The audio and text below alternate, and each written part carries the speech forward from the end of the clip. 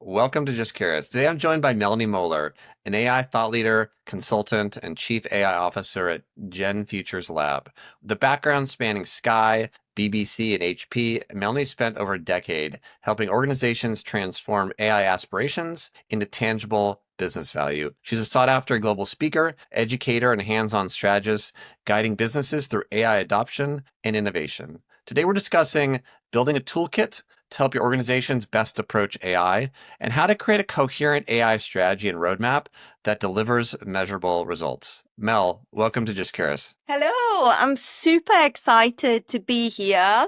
I absolutely love what you do, and looking forward to this conversation. Amazing, so am I. I'd love to start at sort of the beginning with your own AI journey. Where did it begin? And where did it lead to with respect to GenFutures Lab and the work you're focused on now? Let me tell you more. So I've basically worked with AI for more than a decade, which sounds absolutely crazy, but actually more than 10 years ago, I was a software developer on the BBC iPlayer, which is a UK-based streaming service by the BBC, and that used content recommendations to suggest content to audiences. That was when the BBC launched the first fully responsive iPlayer that you could get across your devices. At the time, no one was actually really talking about AI. From there, I have worked in different roles and capacities, mostly within the media and entertainment space for large companies and organizations such as I mentioned, the BBC, but also Sky. And in between, I had a time where I was heading up product management for a rapidly growing startup, and they're now a very successful global company. And I have done all sorts of different things. As I said, I started out on the technical side and then moved into product management. I was involved here in London in delivering large election results services, also for the BBC, including some of the US elections as they were covered over here, as well as the EU referendum results service in 2016, with the election results sitting in the BBC News front page and the various news apps. So I have worked on really large audience-facing data services, and that saw an engagement of around 35 million users, spent some time working in BBC R&D as well. And then, as I said, I was leading product more in the startup space, in specifically looking at advertising technologies, and then again moved into a product role at Sky that I was headhunted for and was leading their streaming proposition called Now TV and helped bring that to new markets. From there, I missed the technical hands-on side a bit and moved back into an engineering role and helped develop early stage machine learning models for early stage Sky Glass prototypes. That's Sky's sort of streaming TV. We used AI to look at different interaction models interacting with the TV via voice, for example, via gesture and so on. And in my last role at Sky, I led technology innovation and helped Sky bring trends, emerging technologies and emerging technology trends such as AI into the organization. And the team I was leading was, for example, building interactive avatars that could sit on screen to sign content in real time into British Sign Language. So just really cool, sort of like cutting edge technology prototypes like that, where then we also sort of like tested for desirability. Could that be something our customers want? And also explored new business models. And then in my latest stage of my career, the past year or so, I've been the chief AI officer of GenFutures Lab, and I work with organizations to help them on their AI enablement journey. So that's through consulting engagements, but I also do a whole lot of training and upskilling. I have got my own online courses, but I'm also an instructor and deliver training courses. And next week, for example, I run a C-suite level session for a very large global organization, helping their leaders really shape their future roadmap, embracing AI. So that's just some of the stuff I do. And I also regularly speak at conferences, and I'm quite quite involved in the AI thought leadership space. Amazing. Clients come to you who are intrigued by AI. Many don't know where to start. Where do you typically start with them? Yeah, that's a really good question. I have actually got a deck prepared to just take you through that journey because that might be a bit easier. I like to visualize things. So let me just really quickly share my screen. Here we go. So yeah, this is all about how I empower organization and turn AI ambition into reality. So one of the things often organizations ask me is, okay, where should we start strategically, or how should we approach AI strategy, especially at the macro level? So what we have been seeing last year is a lot of companies developing pilots, prototypes, exploring use cases, often led by very driven engineers, just building something with AI. So lots of organizations have ended up with these little vanity projects and a long list of use cases. And now they're thinking, okay, but how do we actually turn that into a coherent strategy? There's obviously different approaches. You might have heard of vertical and horizontal AI. I would always advise a hybrid approach to AI strategy. So vertical AI basically focuses on specialized and tailored tools for specific functions or departments. So this approach obviously, has gained a lot of traction because it helps to address function-specific deep challenges. Horizontal AI sits across the organization, as the name says, and really involves implementing AI capabilities across different functions, which also means, like, with my product management hat on, you have these capabilities in place that enable you to more quickly spin up actual solutions. What we are also seeing when we look at emerging strategies is, for example, ecosystem approaches or models where we see organizations partnering, doing R&D with universities, really bringing in that external expertise.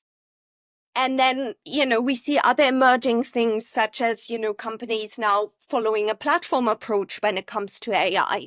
So there's a lot out there just to navigate when we think about strategy, but this is just about, encouraging organizations to think at multiple levels. I now want to jump into actually the toolkit that I have developed to help organizations make sense of AI, and which is a practical toolkit also guide them as they approach AI. So the approach I have developed starts with value. Across my career, or throughout my career, one might say, I've often observed when there's a new technology or hype, people get really excited and, engineers want to build the best mathematical model or whatever. But actually, a value-based approach means that we don't just, implement AI or look at AI just because someone gave us an elevator pitch, but we want to follow a value-first path every step of the way. And that starts with setting your value expectations, then thinking about your value creation, and then obviously the final part is value realization. So how do you actually measure value? These are, I almost call it the Trinity. So these are the three sort of like aspects that I take clients through so that AI doesn't just remain an aspiration, but value is actually realized. And this starts with step one, which is your value beneficiaries. So that could be your clients, your brand, your partners, your sponsors, your customers, even the entire organization based on your goals, based on your vision, and so on. Who is AI and what it can do in terms of how it can transform your organizations and its superpowers change your organization. The second step is, which is quite practical, but I always really like going through this exercise with my clients, which is formulating your value hypothesis.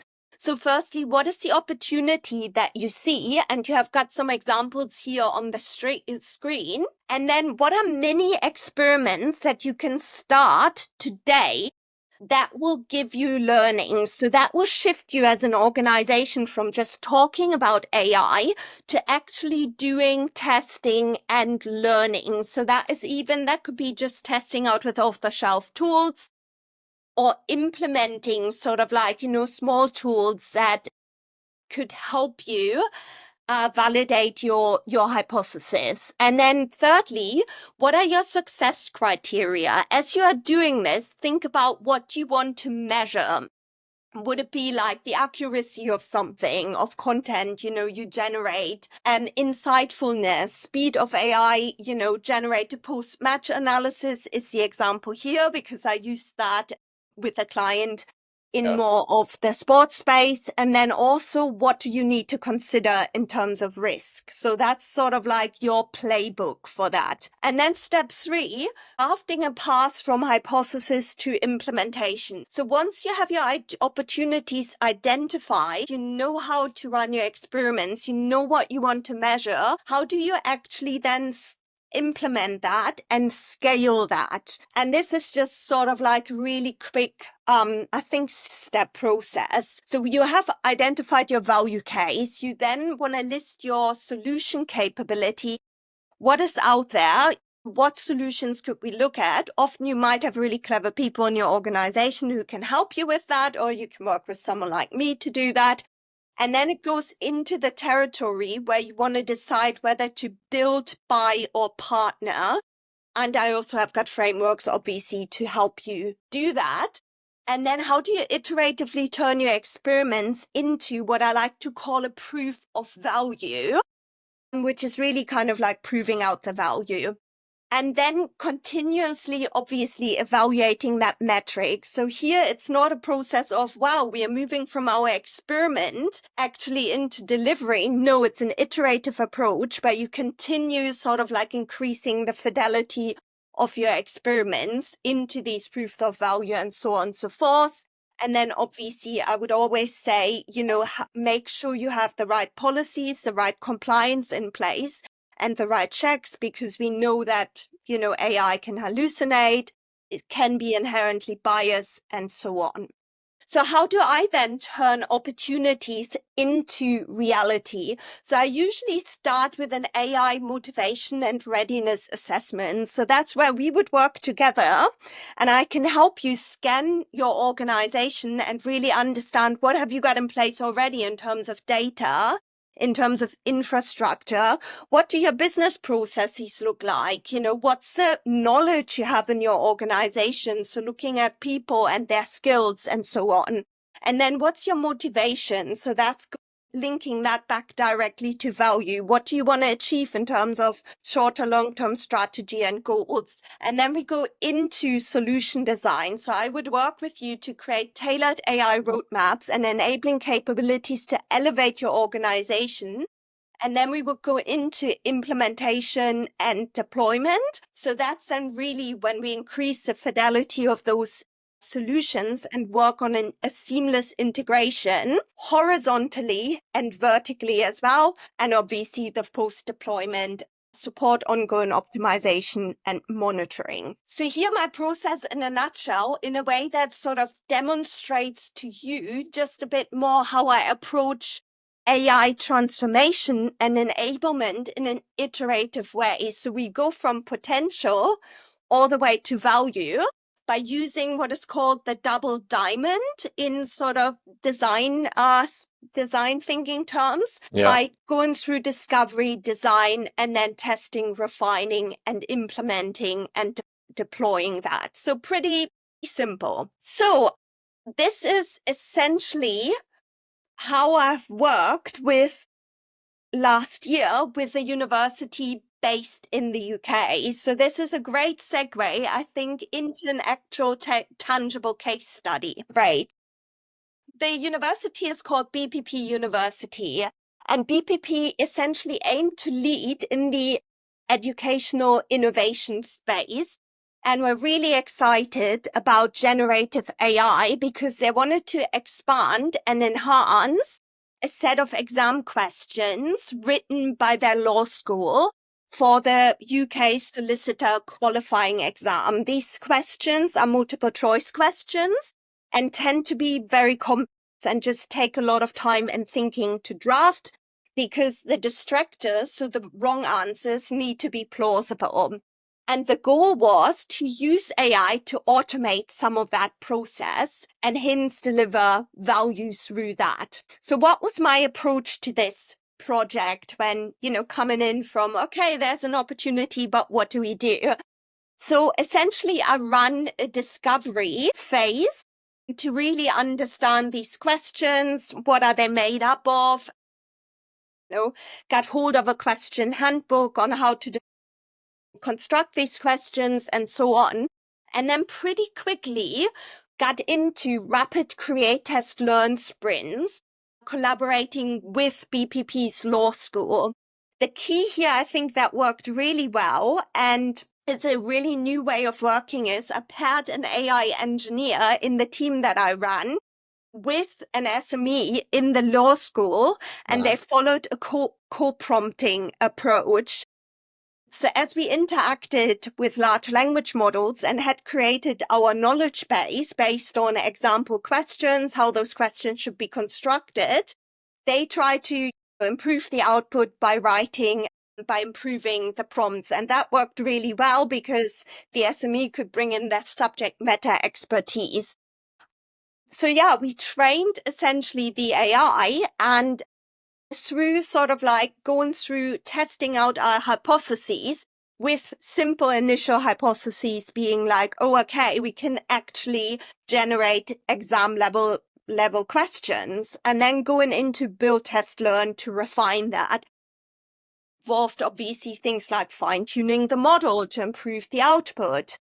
And once we had something that gave us a high level of accuracy of questions, which obviously at that point we reviewed with law school SMEs to make sure, they could meet these exam standards, we then worked on scaling the solution and then rolled it out and continued improving it.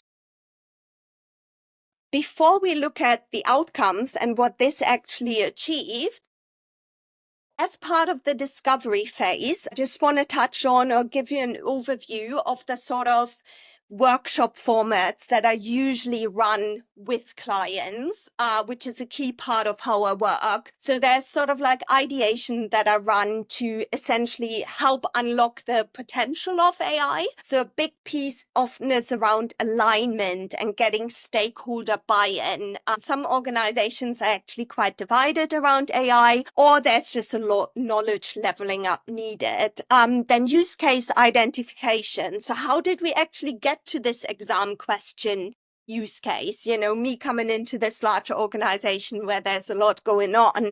So I run a 4-hour session where essentially identify and prioritize high impact use cases with key participants in the room. And I think the key here is also being able to prioritize them and to assess return on investment.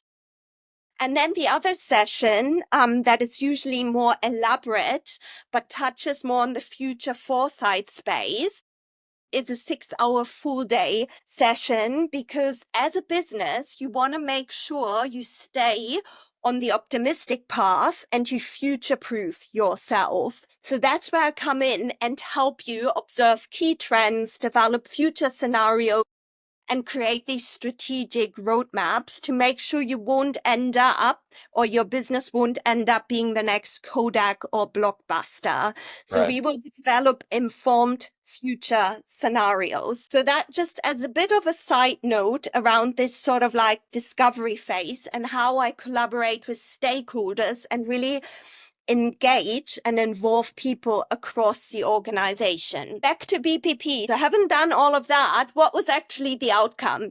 How did it deliver value? So first of all, reduction in review time. So one of our key measurements or metric was time to question that we wanted to bring down.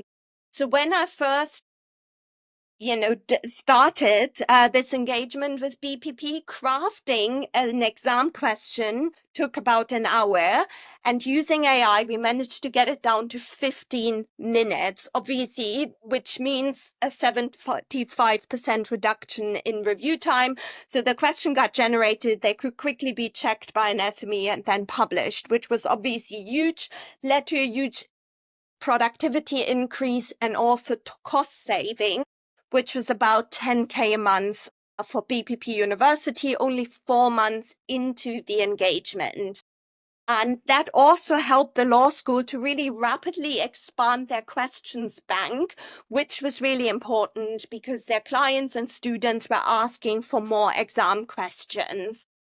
So which meant we could produce 500 questions per month, which wouldn't have been, given their resource constraints, possible before we helped them sort of hit their target in terms of their questions bank.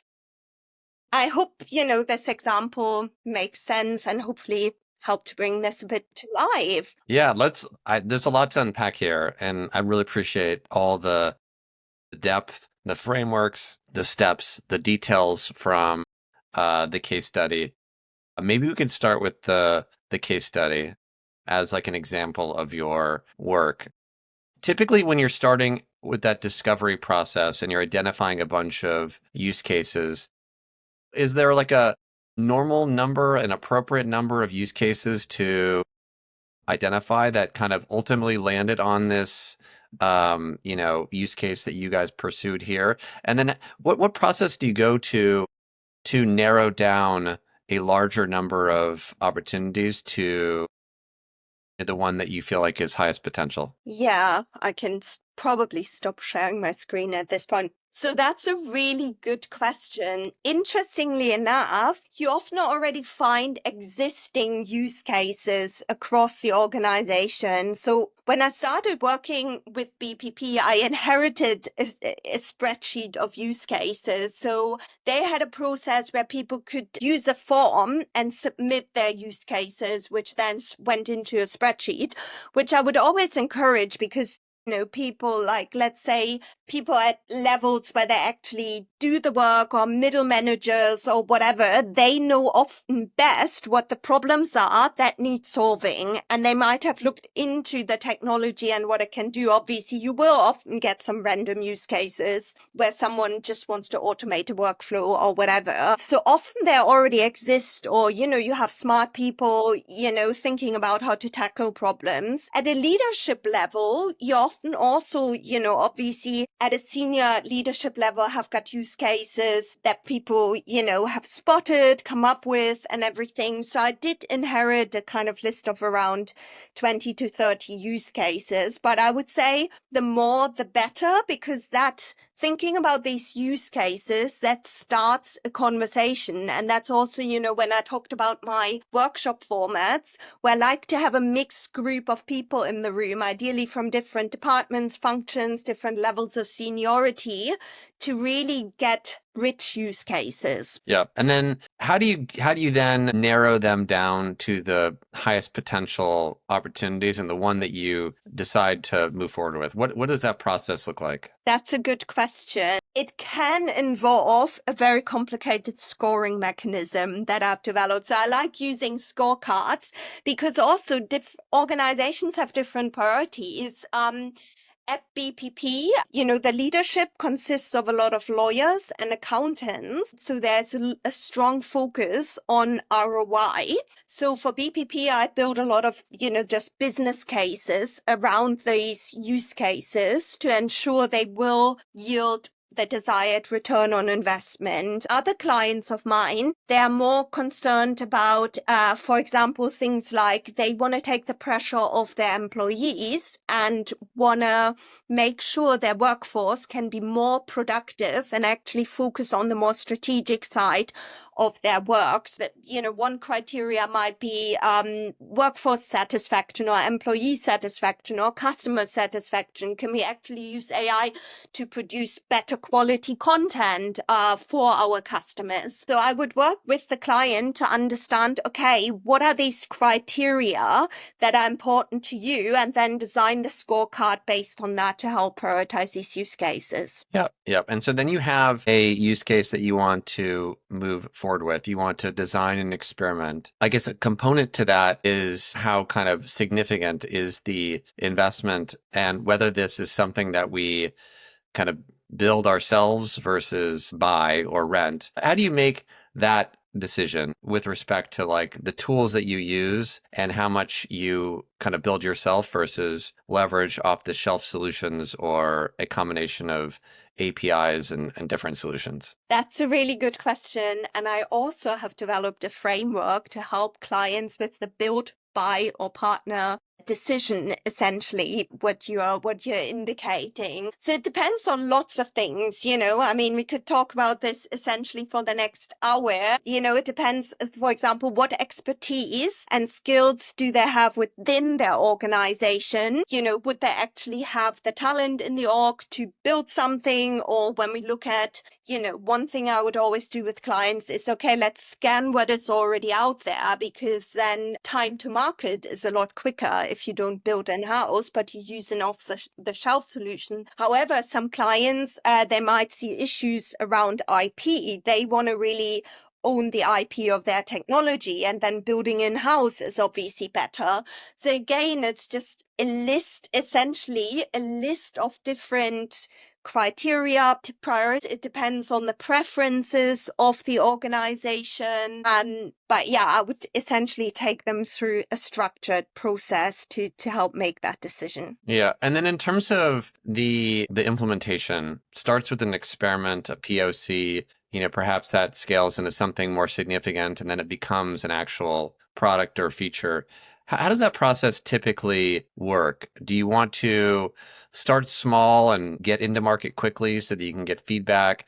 Do you set success metrics that, if met, then lead you to invest more, to build something more scalable or stable? Like, what does that process typically look like? Yeah, so as I kind of touched on earlier when I took you through the process, I think testing out and realizing value based on your value hypothesis early on is key, because you don't want to develop anything that then won't deliver tangible value. So when we talked about the kind of smallest experiment you can run, and running lots of them to identify value initially and validate that there is value for what you want to do, then that is great. And the faster you can do that, the faster that enables you to learn. However, I'm also aware that, within a mature organization, at some point, as you also touched on,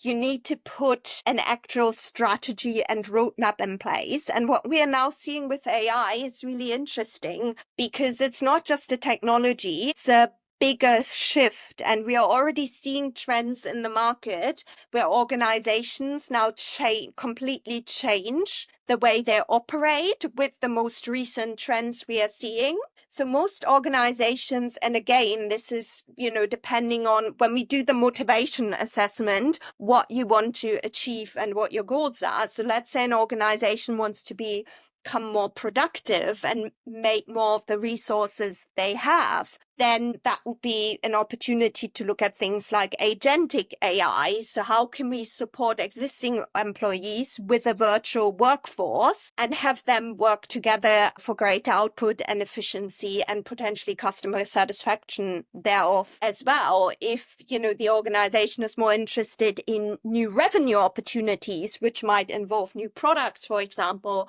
that might look differently. So yeah, there's a kind of like whole process in general to identify that, as I already touched on. And then, once experiments have been run and value has been proven, Yeah. essentially, then looking at the organization as a whole and the transformation required. Awesome. Maybe as we wrap up, for people who are listening to this and wonder whether Mel can be helpful to them, what are some criteria that make people great partners to you? Is it industries? Are there particular business units or functional units within an organization? Who's a good fit so that those who are a good fit can reach out to you? Yeah, great question. So I think in terms of, industry or business unit or whatever, I mean, the toolkits I've developed are essentially industry and function agnostic. I think the clients that are really good match for me are usually organizations with fairly low AI adoption. Yeah. So who are still in the quite early stages of their AI journey. Obviously, as I mentioned, I've spent 10 years of my career working in the media and entertainment industry and have got deep expertise in that area. But, I also mentioned I worked with an educational organization. I'm now working on a project with an organization in the travel industry. So that really doesn't matter. But I would say definitely an interest, curiosity, and excitement when it comes to AI. Awesome. That's a great place to end. Mel, I really appreciate you coming by Just Curious and sharing your frameworks, your toolkits, your process, and hopefully they are helpful to those who are looking to begin or accelerate their AI journeys. Thank you. Absolute pleasure. Really enjoyed this. And if you're interested in working with me, do get in touch via Just Curious. Awesome.